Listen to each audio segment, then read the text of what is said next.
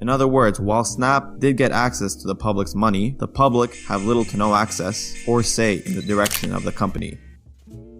Which might explain why they get away with certain things like this. Stock-based compensation. From 2016 to 2017, revenue in Snap went from $404 million to $824 million. Now, although that may sound impressive, those figures are quite small when you take into account the general and administrative expenses went from $165 million to $1.5 billion. At the same time, R&D in 2016 to $1.5 billion. So in other words, we have seen a doubling in terms of revenue, but almost a 10x increase in both general and admin and R&D. Some companies do invest a lot in R&D, and this investment tends to pay off in the long run, as R&D by accounting practices is expensed all at once, whereas the results can parlay many years into the future. This is not the case at all for Snapchat. The R&D and general and admin expenses are primarily due to stock-based compensation. So in other words, the company is compensating their individuals, including their CEO, quite heavily while the company is at a deficit in terms of net income. If we look directly from their 10K annual report again, they quote us saying, the increase in R&D was due to a $1.1 billion increase in stock-based compensation. In sales and marketing, there was a $232.5 million increase in stock-based compensation expense. And in regards to general and admin, the increase was primarily due to an increase in stock-based compensation at an expense of $1.2 billion composed of and awarded to our CEO. The total of these stock-based compensations was a $2.6 billion expense. The company, subsequently, in 2017, was at a deficit of $3.4 billion. So in other words, stock-based compensation accounts for 76.62% of the company's loss. I believe this sends a message that the executive compensation is more important than the well-being for shareholders, and that they are perfectly fine with their compensation being the cause of shareholder value and deterioration. As I said, 76% of the loss is from stock-based compensation. And with these executives holding almost all the voting rights, you could say they've hit the jackpot. If there was ever a scale as to how much a CEO cared about his company, he would have Evan Spiegel on the far end and Steve Jobs on the other. From 1997 to 2011, Steve Jobs identified that Apple was struggling, and in observing this, he accepted a $1 a year salary. This method has been followed by Zuckerberg in Facebook, as well as some other executives in Oracle and Hewlett & Packard.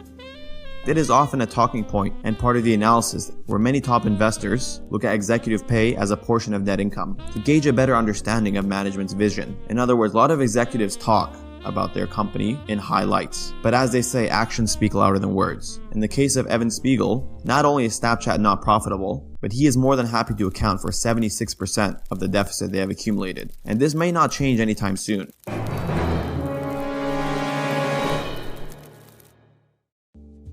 The 2017 annual report also quoted as saying, unrecognized stock-based compensation is expected to be recognized over a weighted average of 4.2 years. So with Snap's 75% stock decrease since its IPO, where does the valuation lie? Well, because Snapchat isn't profitable, we can't measure them from an earnings perspective, so we look at them in terms of price to sales. And when looking at their price to sales, they stand at about 8.8.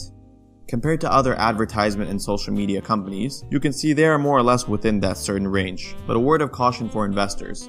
Snap's price to sales ratio has been decreasing quite rapidly, and that's because most people do not have rosy forecasts for the company going forward. All these financial metrics are screenshots of the company in the present day. So although sales are increasing for Snapchat, the price has depreciated, and although some may perceive this as a value play, it can also be considered a value trap. After all, their business model is under siege. When we look at Instagram Stories has actually overtaken Snapchat, whereas Snapchat has stagnated, Instagram continues to grow. One of the ways we can see Snapchat getting out of this pickle is by being acquired, and there has been some whispers about one of the few big tech giants looking to Snapchat as an acquisition target. Primarily, we've seen rumors with Google, Microsoft, and Amazon being interested. Amazon in particular has recently engaged in a partnership with Snapchat, where you can now search for products on Amazon simply by scanning or taking a picture of the product through Snapchat. This is a bonus for both platforms, and it gives access to Amazon for nearly 200 million daily active users. Evan Spiegel recently hired 2 new executives to be his so-called right-hand men. With the departure of one of his main executives in Imran Khan, they've added to the team Jeremy Gorman, who will become the chief business officer. You should take note that he was previously the head of advertising sales for Amazon. He may be the piece of the puzzle that connects these two. This might be an attractive avenue. However, for now, Snap's business model in the long term does look gloomy, with price targets around $5, well below its market price, and earnings estimates expected to decrease, and market participants have reacted accordingly, with 141 million shares short, or 15% of its market cap. You could say that some investors might soon need to snap out of it. We want to thank you guys for listening, and once again, happy investing.